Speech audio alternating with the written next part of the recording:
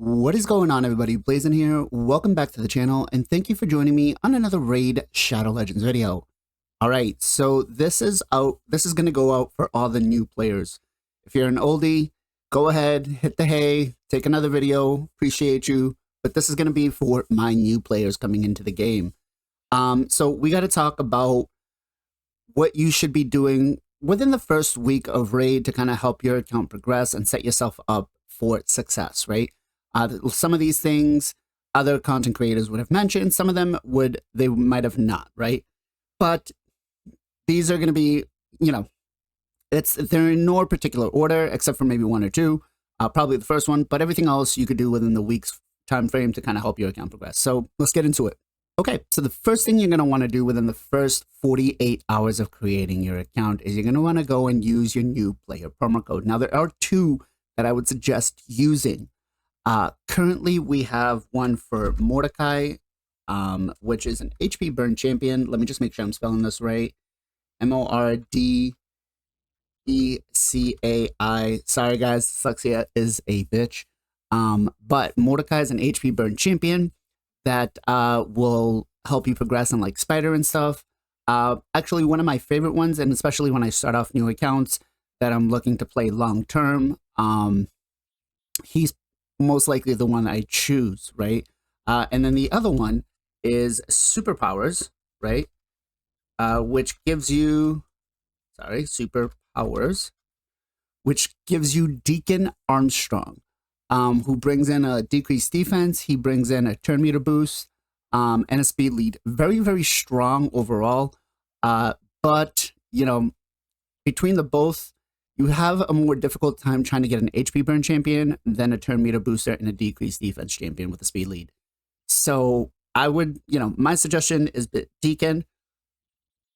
Probably do a little more search on, the champions and see a little bit more of a spotlight on them, and maybe decide what you want to take first. But these need to be done within the first 48 hours of creating your account. All right, next thing you're going to want to do, especially if you did not take Deacon, is get yourself a decreased defense champion. Now, there is a farmable rare in the Deadlands, right? Which is 9. You could pick any floor that you can farm. 3 or 7 are going to be the better ones. 7 gives better XP. If you're going to farm it, 3 gives you a shield. You can sell it for more. But you come in and you farm and you get yourself a War Maiden. Now, War Maiden is actually a really solid rare, right? She's easy to book because you can farm the books out. But she brings a big boy decreased defense. So it's a 60% decreased defense when you ascend her. And it's pretty strong, right? So once you get that done, it kind of helps you progress through everything. If you speed tune everything, you put your decreased defense champion up, then you put your nukers or your buffers first, then your nukers. Will help you clear a lot of those dungeons and a lot of the stages a lot easier, right? So getting yourself a War Maiden is not a bad idea, especially if you didn't take Deacon. If you're past the 48 hours, then, farming her out is also not a bad idea. All right, one of the other things you're going to want to do to try to help your account progress is getting yourself a reviver or healer, right? Very, very important.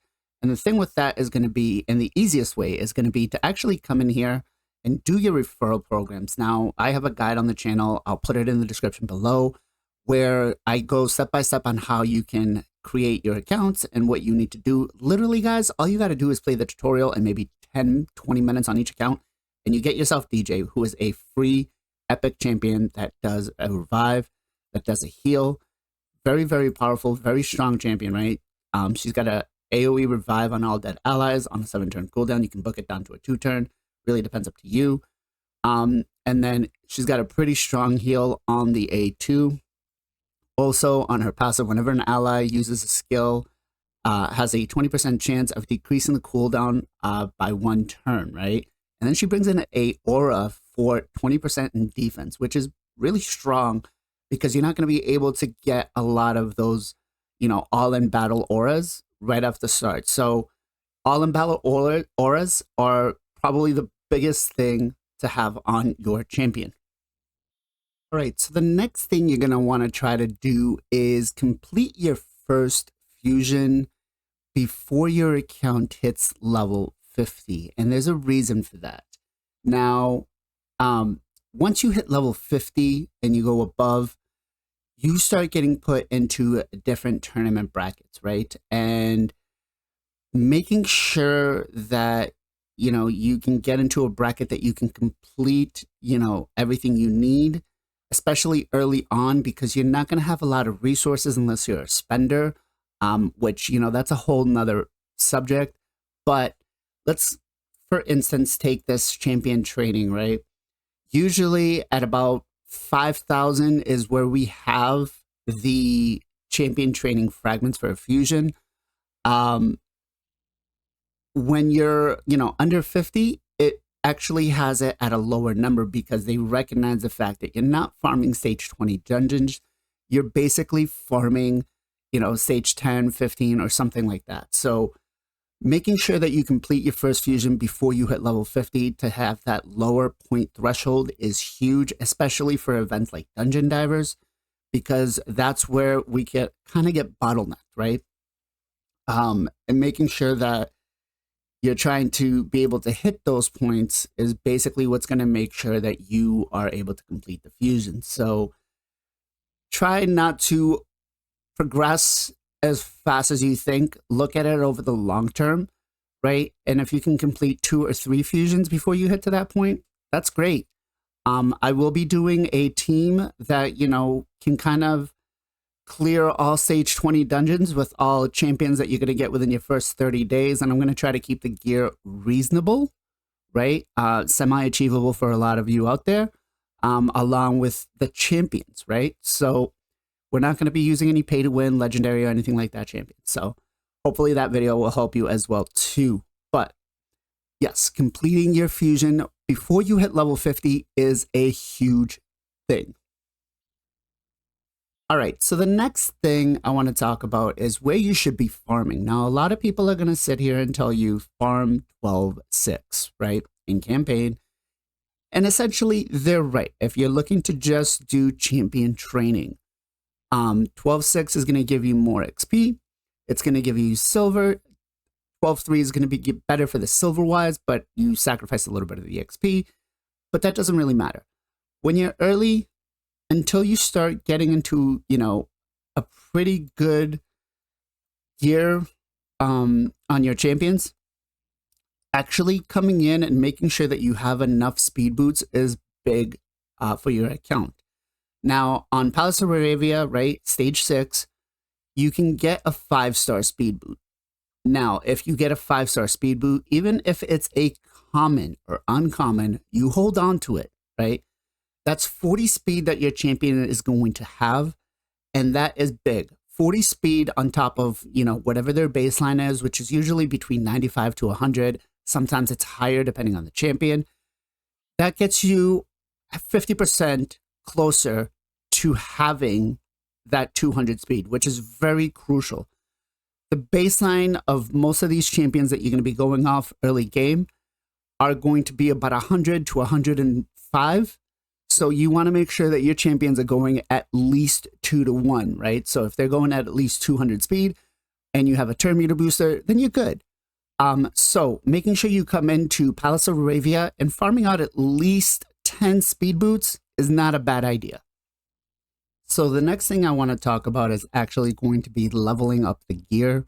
Now, until you start getting some 5 stars and 6 stars, don't go crazy leveling everything up to 16 or 12, right?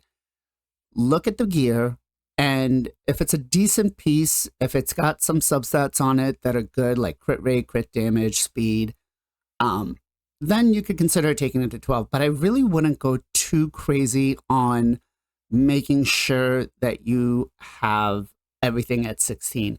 It's not really going to benefit your account, right? Once you start getting that 5-star gear, then you're good. I would focus more on that than worrying about trying to get this stuff up.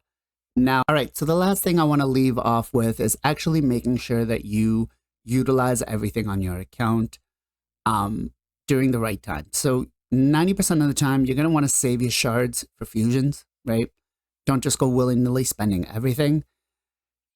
Energy-wise, you should be fine with your daily energy as long as you aren't too wasteful with it. every other couple of days we get some free energy refills like this right here coming out of the shop. So just make sure you save those for fusions and stuff. Don't go too crazy with it, right? Leave those in there for a nice rainy day.